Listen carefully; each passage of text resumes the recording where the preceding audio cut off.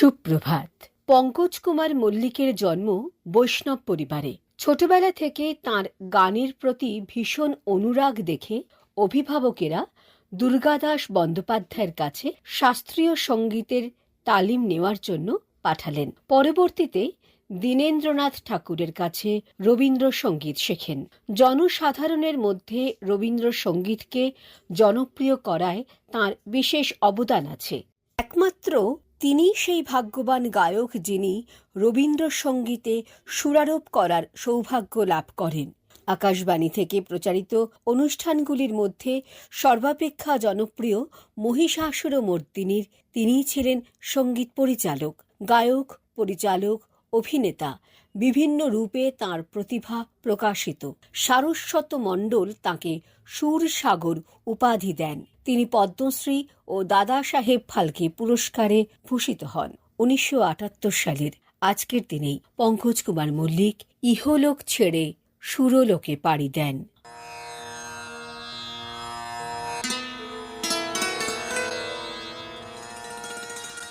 জীবনে রং চাই। রং ছাড়া জীবন ঊষর মরুভূমির মতোই শুষ্ক এবং রুক্ষ। কথাটা আক্ষরিক অর্থে সত্যি, কিন্তু এই যে বিভিন্ন রং, তার কি প্রভাব আমাদের জীবনে? মনোবিদরা বলেন, কারো রংমুগ্ধতা তার চরিত্রের আভাস দেয়। রঙের যে কি মাহাত্ম্য, যার রং আছে সেই বোঝে রঙের যন্ত্রণা এবং প্রেম। একটি ছাড়া আর একটি বিস্বাদ, তেতো। জীবনে এ দুয়েরই বড় প্রয়োজন। রবীন্দ্রনাথ এ কথা মর্মে মর্মে জানতেন। তাই বসন্তের আবাহনে প্রকৃতি যখন সেজে উঠত রঙের উৎসবে, কবি নিজেও রঙিন হওয়ার আকাঙ্ক্ষায় আকুল হয়ে উঠতেন। তিনি প্রকৃতই জানতেন প্রকৃতির পরম আশ্চর্য রামধনু রঙই আসলে সেই সঞ্জীবনী, যা প্রতিদিনের যাপনের শোক বিষাদের ক্লান্তিকে এক ফুঁয়ে উড়িয়ে দিতে পারে। জীবনের যাবতীয় ধূসরতার বিরুদ্ধে রঙের মশাল জ্বালতে চেয়েছিলেন তিনি। কখনো পেরেছিলেন, কখনো পারিবারিক শোক তাঁকে সাময়িক বিরাম দিয়েছিল প্রকৃতির রঙের উৎসব থেকে। তবু কবিরাই পারেন মরা ডালে সূর্য বসাতে। অন্তত একটি জীবনকে বইয়ে দেওয়ার জন্য মাঝে মাঝে সাতরঙা রামধনুর দিকে তাকাতে হয়। যেমন রবি ঠাকুর চেয়েছিলেন, যেমন শ্রীকৃষ্ণ তো শ্রী রাধিকাকে এমন রং মাখালেন, 1000 বছর পরেও সেই রং বাঙালির হৃদয় থেকে মুছল না। যে কোনো রঙের প্রাথমিক শর্ত হল তা যেন আমাদের প্রতিদিনের পরিচিত জীবনের অনুষঙ্গের সঙ্গে সামঞ্জস্য রাখে। আমাদের ছোট ছোট সুখ দুঃখ, প্রেম অপ্রেম এর সঙ্গে যেন আমরা দৃশ্যমান সেই সব রঙকে মেলাতে পারি। তবেই সেই রং হয়ে উঠবে আমাদের জীবনের সমাত্রিক রোদ বৃষ্টির মতোই সহজ স্বাভাবিক। যে রং আমাদের সত্তাকে আলোকিত করবে, স্বার্থকে নয়। আপনি কি ভাবছেন? লিখে ফেলুন আপনার ভাবনা, অবশ্যই 200 শব্দের মধ্যে। পাঠিয়ে দিন প্রত্যুষা দপ্তরে। আগামী মার্চ মাস জুড়ে লিখুন এই বিষয়ে, জীবনে রঙের প্রভাব। ফেব্রুয়ারি মাসে প্রত্যুষার বিষয় ভাবনায় রয়েছে উপহারে বই। বিষয়টিকে নিয়ে আপনাদের কার কি ভাবনা দেখে নেওয়া যাক। পূর্ব বর্ধমান জেলার কাটোয়া থেকে লিখছেন অরুণ তা। প্রিয় প্রত্যুষা, উপহার শব্দের মধ্যেই একটা আন্তরিকতা নিহিত আছে। প্রিয়জনের হাতেই উপহার তুলে দিয়ে তৃপ্তি পাই। উপহার পেতেও খুব ভালো লাগে। আর উপহারে বই, সে তো পরম প্রাপ্তি। আনন্দে মন নেচে ওঠে। তখন কতই বয়স, 5ম শ্রেণীতে পড়ি। কবিগুরুর সঞ্চয়িতা এনে দিয়েছিলেন বাবা। বাবার কাছ থেকে পাওয়া আমার প্রথম উপহার। কি আনন্দ! একটা একটা করে কবিতা পড়েছি। হেমর চিত্ত পুণ্য তীর্থে জাগরে ধীরে, এই ভারতের মহামানবের সাগর তীরে, ইত্যাদি। কয়েক বছর আগেও বন্ধুর দাদা বা বান্ধবীর ঝলমলে বিবাহ বাসরে কবিগুরুর গল্পগুচ্ছ, শরৎচন্দ্র বা আশাপূর্ণা দেবীর গল্প উপন্যাসের বই উপহার হিসেবে হাতে তুলে দিয়েছি। জন্মদিনে ছোটদের জন্য ছিল শিশু সাহিত্যের নানান বই।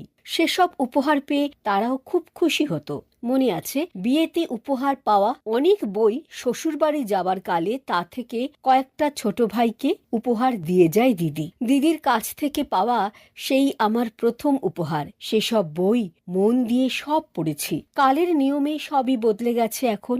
স্মার্টফোন, স্মার্ট ক্লাসরুম, বই পড়ার অভ্যেস কি আমরা হারিয়ে ফেলছি? তাই তো উপহারে বই এখন প্রায় উঠে গেছে। আগের দিনের যেটা ছিল সুস্থ রুচির পরিচায়ক একটা সংস্কৃতি, কিন্তু হায়, সেটাই এখন ব্যাকডেটেড, সেকেলে, অচল। সেই অভ্যেস কি আবার ফিরিয়ে আনা যায় না বন্ধু? ভালো থাকুন সবাই। নমস্কারান্তে, অরুণ তা, পূর্ব বর্ধমান।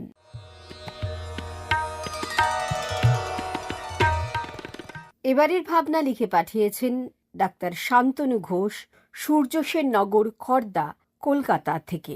মনের মাধুরী প্রত্যুষা, তোমার অভিনব ও মনোজ্ঞ নির্বাচনকে নতুন বছরে স্বাগত জানাই। জ্ঞানের ভাণ্ডার, অনুসন্ধিৎসার স্বর্ণখনি এবং জীবনের প্রকৃত বন্ধুরূপে বইয়ের বিকল্প আর হয় না। বই যিনি উপহার দেন তার এটি শ্রেষ্ঠ দানরূপে যেমন বিবেচিত হয়, তেমনি উপহার প্রাপকের ক্ষেত্রেও অনেক মূল্যবান উপহারের থেকেও মহার্ঘ পুরস্কারের সমতুল্য রূপে মূল্য পায়।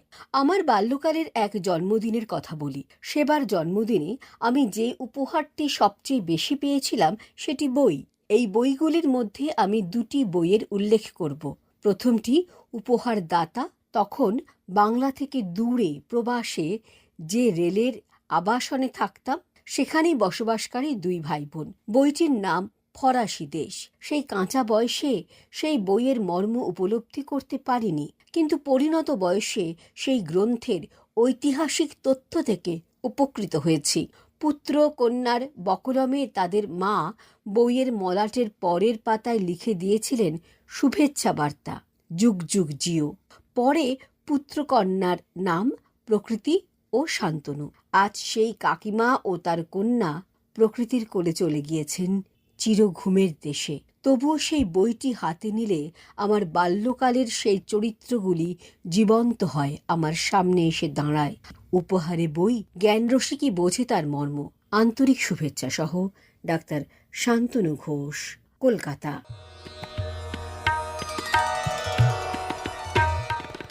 শক্তিশঙ্কর সামন্ত, স্মরণিকা, ধারসা, জিআইপি কলোনি, হাওড়া থেকে লিখছেন সুন্দর সমীপেশু প্রত্যুষা।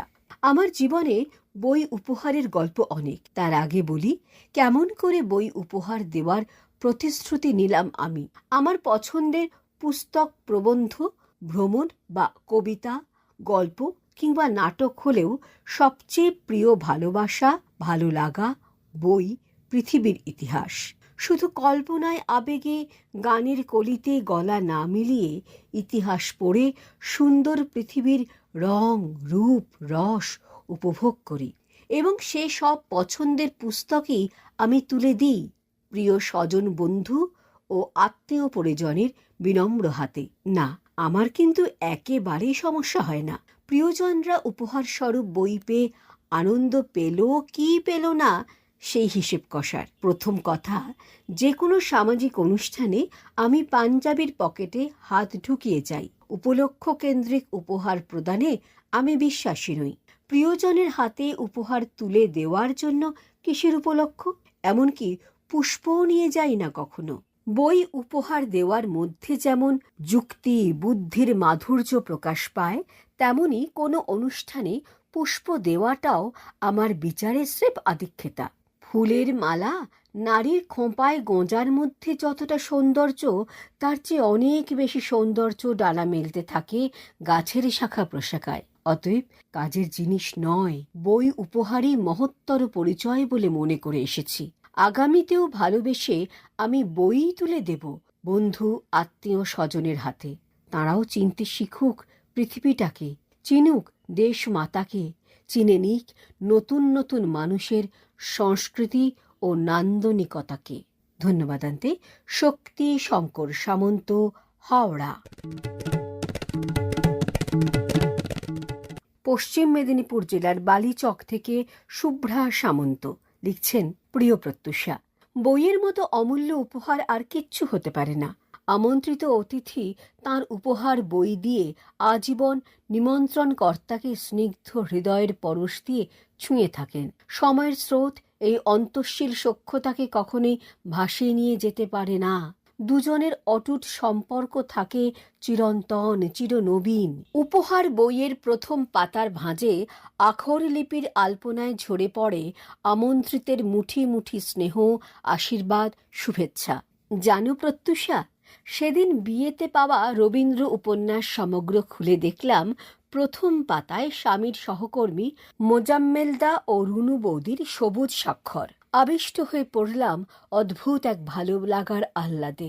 আমার বাবা ছিলেন অধ্যাপক। প্রত্যেক দিন কলেজ শেষে লাইব্রেরিতে পড়াশোনা করে সন্ধেতে বাড়ি ফিরতেন। সব সময় ছাত্রছাত্রীদের উৎসাহিত করতেন বই পড়তে। আমার যখন নবম শ্রেণী, বাবার অকাল প্রয়াণ ঘটে।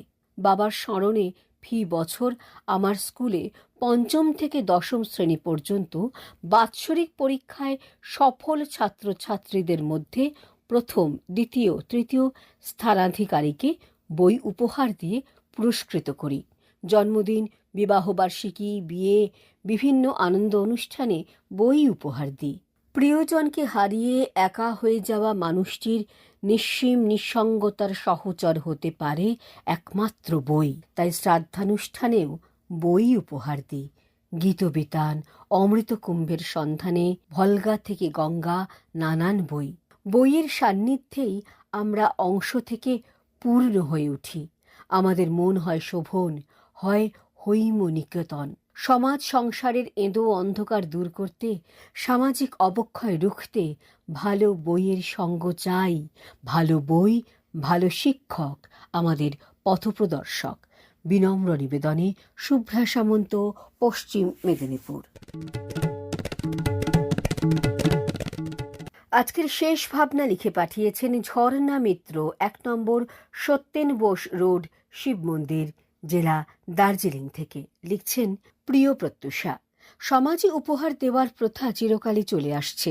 মানুষের ভালোবাসা, শ্রদ্ধা, স্নেহ, প্রেম, প্রীতির আনন্দধারা উপহারের দেওয়া নেওয়ার মাধ্যমে পরিপূর্ণতা পায়। সার্থক হয় আনন্দ অনুষ্ঠান।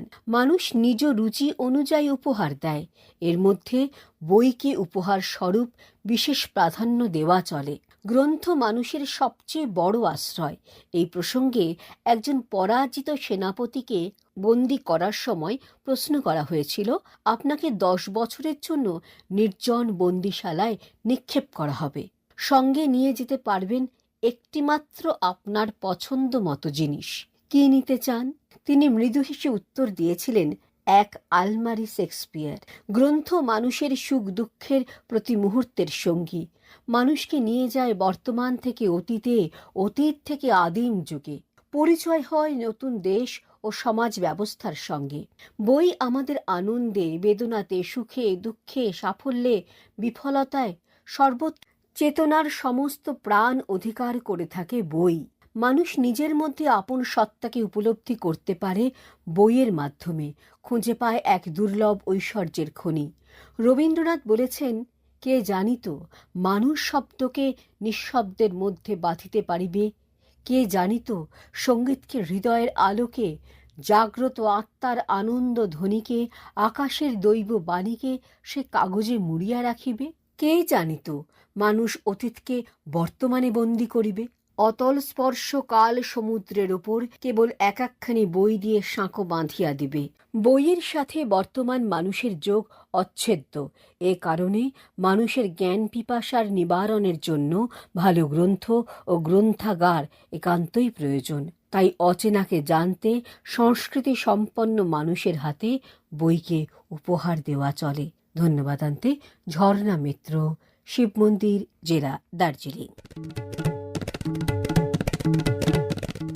আজ প্রত্যুষা শেষ করবার আগে আরও একবার এ মাস এবং আগামী মাসের বিষয় সম্পর্কে জানিয়ে যাওয়া। ফেব্রুয়ারি মাসের বিষয় উপহারে বই, আর আগামী মাস মার্চ মাসের বিষয় ভাবনায় রয়েছে জীবনে রঙের প্রভাব। প্রত্যুষাকে আজ এখানে বিদায় দিন। প্রত্যুষা আবার আগামী প্রত্যুষে। নমস্কার।